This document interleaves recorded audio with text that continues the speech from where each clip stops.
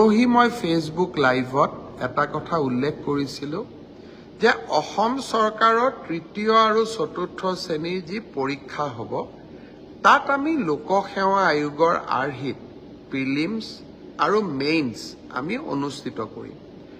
দুই এজন ব্যক্তিয়ে মোক জনাইছে যে পৰীক্ষাত নতুন নিয়ম এই বছৰ কৰিব নালাগে, কাৰণ আৰু যিহেতু 2 মাহ আছে, গতিকে আমি পুৰণা বা আগৰবাৰৰ দৰে পৰীক্ষা পতাটো উচিত হ'ব।